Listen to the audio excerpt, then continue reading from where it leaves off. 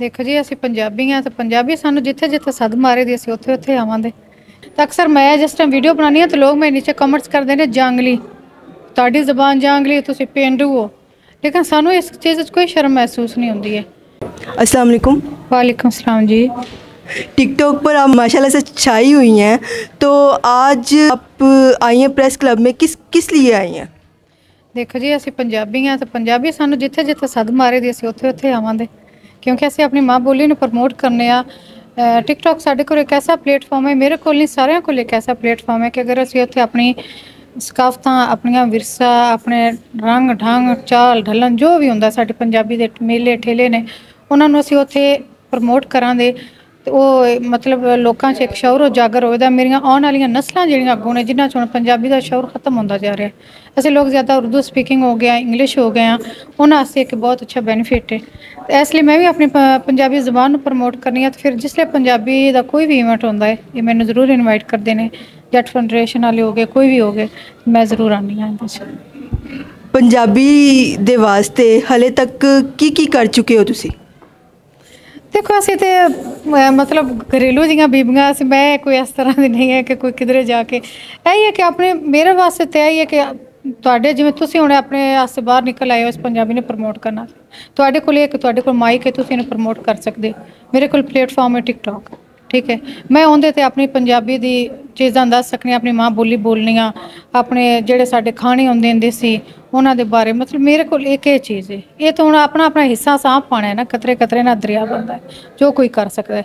ते मैं तो जिथे जावां मैं तो अपनी ज़बान ही बोलनी आ, फिर इहदे तो उत्ते असीं होर की कर सकने अज दे दौर च। पंजाबी लई अगर तुहानू कहा जाए कि तुसी बाहर दे मुल्कां विच भी जाके करनी है, अवेयरनेस देनी है, तो तुसी जाओगे? बिल्कुल, पंजाबी जिथे बचा सकां ते बचावांगे अपना।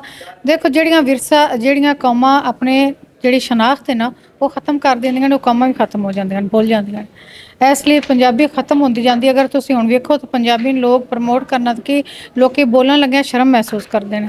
तो अक्सर मैं जिस टाइम वीडियो बनानी तो लोग मेरे नीचे कमेंट्स करते हैं जांगली, तुहाडी ज़बान जांगली, तुसीं पेंडू हो। लेकिन सानू इस चीज़ च कोई शर्म महसूस नहीं होती है, ठीक है ना। तो अगर खास करके हुण जिस तरह दरसगाह साढ़े अगों यूनिवर्सिटियां ने, साढ़े स्कूल ने, कॉलेज ने, साड़ियां मावां पहली दरसगाह साड़ी माँ है। जिस तरह माँ सानू एक अच्छा इंसान बनाने वास्ते सानू सिखाती है, सानू दुनिया के रंग विखाती है, इस तरह मेरी रिक्वेस्ट है जितनियां साड़ियां मावां भैणां वेख रही ने कि अपने बच्चों को मम्मी डैडी हैलो हाय ये चीज़ां पहले सिखाने की बजाय ना उन्होंने ये दसो कि पुत्र सारे ना पालो असीं पंजाबी हाँ, पढ़ असीं भी सारे पढ़े लिखे हैं, असीं किहड़ा सारे जाहिल हाँ, पढ़ लिख के, लेकिन अस अपना विरसा नहीं छड्डिया, अपनी सकाफत नहीं छड्डी है। अगर असीं इहदे ते कायम रवांगे तो असीं इहदे ते हावी रवांगे, लेकिन असीं जिहड़े छड्ड देंगे फिर साडा खत्म हो जाएगा पंजाब, ठीक है ना। इसलिए मैं ये रिक्वेस्ट करांगी कि जिस तरह मैं आई हाँ, मेरिया मावां, मेरिया भैणां, भैन भरा जितने लोग वेख रहे तुहाडे चैनल के तवस्सुल नाल कि अपने घरां चों निकलो, कोई सानू किसे खा नहीं जाना है इत्थे, अपने मतलब एक लिमिट्स दे विच रह के अपने मुल्क नूं, अपने इस सकाफत नूं बचाउण वास्ते अगर असीं अगे आना चाहते हैं तो जरूर आउण। ये बहुत अच्छे इवेंट्स ने, इत्थे कोई तुहानूं कुछ नहीं आंदा, खांदा कोई भी नहीं है बंदा, तुसीं अपनी आके अपना किरदार अदा करो, बस होर कुछ भी नहीं। बहुत शुक्रिया।